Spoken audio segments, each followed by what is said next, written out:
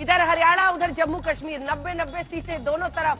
ये लड़ाई बहुत बड़ी थी क्योंकि लोकसभा 2024 के नतीजों के बाद दो राज्य जहां पर पूरे देश की नजर है, एक तो अनुच्छेद 370 हटने के बाद अगर आप देखें तो यहां चुनाव जम्मू कश्मीर में हो रहा है, तो यहीं हरियाणा में 10 साल की एंटी इनकम्बेंसी के बाद क्या बीजेपी का दावा सही निकलेगा या फिर कांग्रेस यहां पर एक नए सिरे से अपनी सरकार बनाएगी। 10 साल हुड्डा को दिया था, 10 साल बीजेपी को, और उसके बाद हरियाणा के ने क्या मन बना लिया है बदलाव का। लेकिन इससे पहले कि हम आगे बढ़े, आइए जल्दी से आपका परिचय। विनोद अग्निहोत्री जी वरिष्ठ पत्रकार हमारे साथ हैं और आशुतोष जी भी हमारे साथ जुड़ गए हैं एनालिस्ट के तौर पर, क्योंकि सुबह सवेरे आप भी टीवी के सामने बैठे होंगे।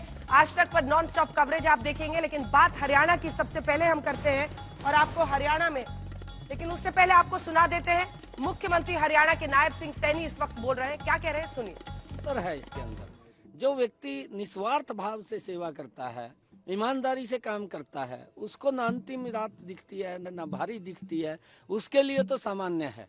क्योंकि हमारी जो सोच है वो सोच है लोगों की सेवा करना और लोगों के हित में काम करना, ये हमारी सोच है। साहब, आपने इंटरनल रिपोर्ट्स लिए हैं, इंटरनल रिपोर्ट्स क्या कहती हैं? आपने सीआईडी से भी ली? मैंने कहा है कि भारतीय जनता पार्टी तीसरी बार बड़े मैंडेट के साथ सरकार एक तरफा सरकार बना रही है। लेकिन कांग्रेस लगातार दावा कर रही है कि वो दावा कर सकते हैं, कोई हम थोड़ी मना करेंगे। मुख्यमंत्री की भी लड़ाई शुरू हो गई। देखिए, हम कांग्रेस के अंदर ये मना नहीं कर सकते।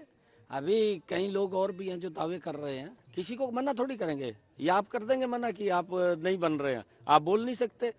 दावा करना एक अलग बात है। हमने अपने काम के ऊपर जो हमने ईमानदारी से काम किया है, हमने सेवा की है, हमने सत्ता नहीं चलाई है, हमने सेवा की है हरियाणा प्रदेश की। और उस सेवा के ऊपर अगर आप लोग देखेंगे, पिछले 10 वर्षों मेरा हरियाणा बदला है, गति से बदला है। क्योंकि विपक्ष के लोग तो इस प्रकार का काला चश्मा लगा रखा है कि वो कहते हैं कोई काम ही नहीं हुआ।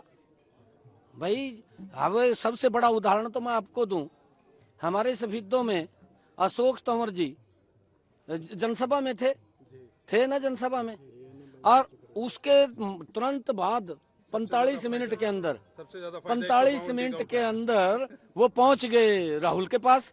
पहुंचे नहीं पहुंचे कि ये इतना गति से जाना और संसाधन देना, ये करे काम नहीं हुआ। काम क्यों नहीं हुआ भाई? तो एक जनसभा में खड़ा था, अर्थात उसके 20 मिनट के बाद दूसरी में चला गया राहुल को मिलने के लिए। कहीं ना कहीं एक मजाक भी चल रहा था कि उन्होंने राहुल गांधी को कहा कि 152D के जैसे और फिर इनको काम नहीं दिख रहा है, भी काम नहीं हुआ।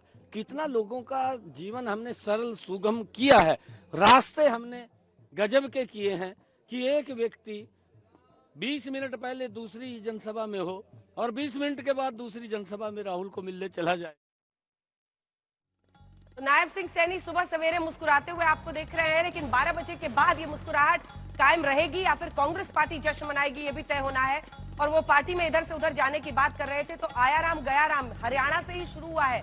और गया राम साहब जो कि कांग्रेस पार्टी में कई बार आए गए एक दिन के अंदर, वहीं से इस पूरे मुहावरे की शुरुआत हुई पॉलिटिक्स में। और अब उनके बेटे यहाँ पर हरियाणा प्रदेश के अध्यक्ष है कांग्रेस पार्टी के। बहरहाल इस पर भी विवाद हुआ कि भगवान राम को ही लेकर आया राम गया राम क्यों बोला जाता है, लेकिन उनके नाम से ये शुरू हुआ था।